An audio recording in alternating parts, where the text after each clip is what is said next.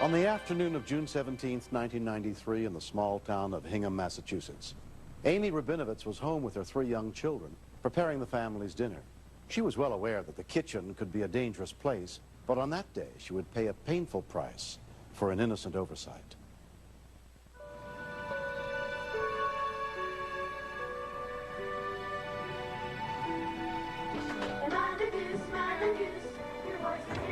I was making spaghetti sauce. Abby was a normal little 14-month-old girl, very much into Barney. Never moved away from the screen when Barney was on. I had to pour out the boiling water into the sink. The baby gate had broken 2 days beforehand, so I wanted to make sure they weren't in the kitchen.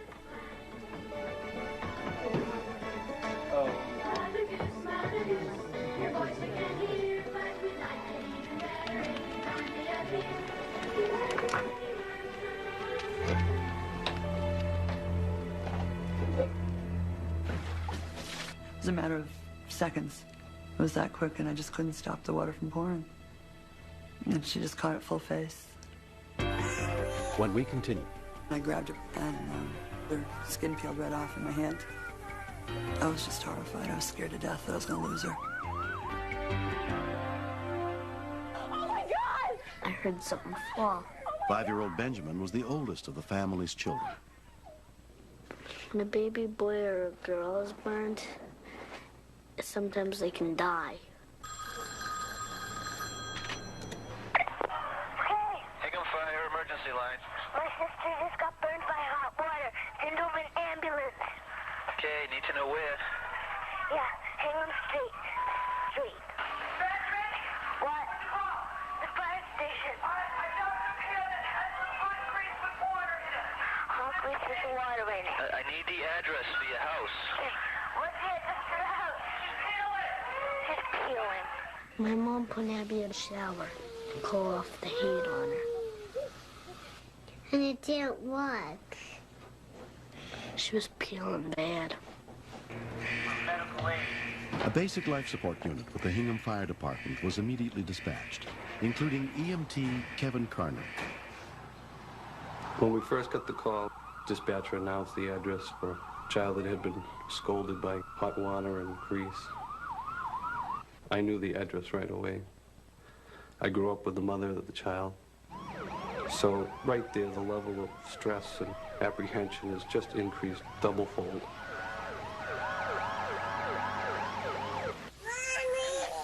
I grabbed her, and her skin peeled right off in my hand. I was just horrified. I was scared to death that I was going to lose her. I couldn't have handled that. There's no way. My kids are everything to me.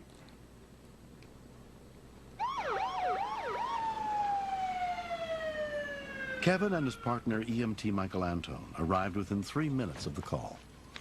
When I first looked at the child, my worst fears were realized. I could see that she had close to 30 to 40% of her body was burned. And that's such an insult to the body that the infections alone, you know, I feared for her life. At one point, she just stopped crying. Dead stop. Didn't move, didn't cry, didn't do anything. I thought she had stopped breathing.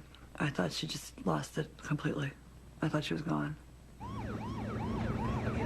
I tapped her a couple of times on her bottom of her feet and kept yelling out her name, and she finally looked up to me and started crying again, wailing again, which was tough to hear, but I knew that she was breathing all right.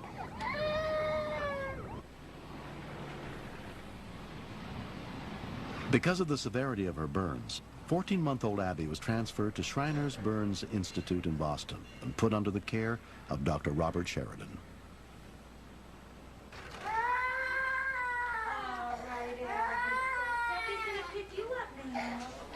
The liquid poured down from above, and her burns were to her face, the front of her head, neck, shoulders, arms, and her whole front of her torso. About a third of her skin was gone. In many parts of the world, even today, an injury this size in a child this age is a lethal injury. Abby's father, Stephen, went to the hospital as soon as he heard what had happened. There's nothing that can prepare you for walking into a burn trauma unit. The first thing is the smell that hits you. To see her like that, all bandaged up, it was somebody else's baby. It wasn't my baby. The guilt I felt was incredible.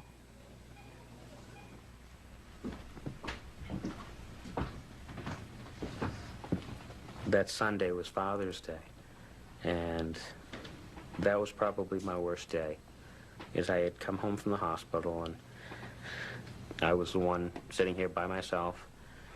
The TV couldn't do anything. I just had no interest in watching it or listening to radio or anything. So I pretty much just sat there and had one little light on and cried for about 3 hours.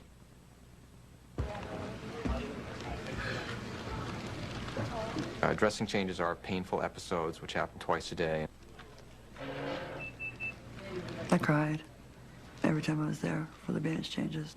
And I was right there. I stayed right with her for every bandage change. Never missed one. Although Abby underwent successful skin graft operations on her shoulder and chest, she came down with pneumonia.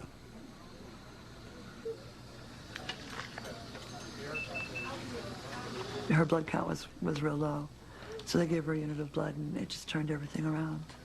It was like all of a sudden she was healed. It was like a rebirth. They couldn't believe how fast she healed after that. On July 17th, 1993, just 4 weeks after the incident, Abby was released from the hospital. Her family threw a party to thank everyone who helped save her life.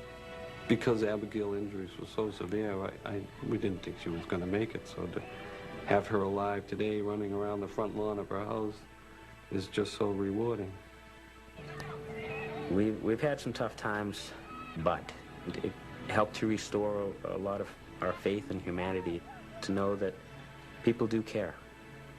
Come on in. Hi. Hi. Hi, Abby. We always tell all the kids, call the ambulance if you need it. Don't even hesitate. That's what they're there for. So how are things going? Our area does not have 911, but only a month beforehand, I had programmed into my speed dial phone the fire department number. Some of the parents find that massaging helps as well. I still feel the guilt, and sometimes I just pick her up and I just tell her I'm sorry. I wish it hadn't happened. Mm-hmm. Medicine helps for a little while. Right. It takes the edge off. Yeah. The majority of burns that we see are cooking accidents or bathing accidents. 70% or so of the injuries that we see are from hot liquid. Okay, come on, let's go. I always used a baby gate. While I was in the hospital, my husband went out and bought a new one, which we use faithfully every day, all day. Hey, look in here. Kids are not allowed near the kitchen when there's anything cooking. Abby. She's mentally 110%. Beats up on her brother and sister again. She's wonderful. Physically, she's got a lot of plastic surgery ahead of her, a lot of corrective surgery. But with her attitude, we'll get through it.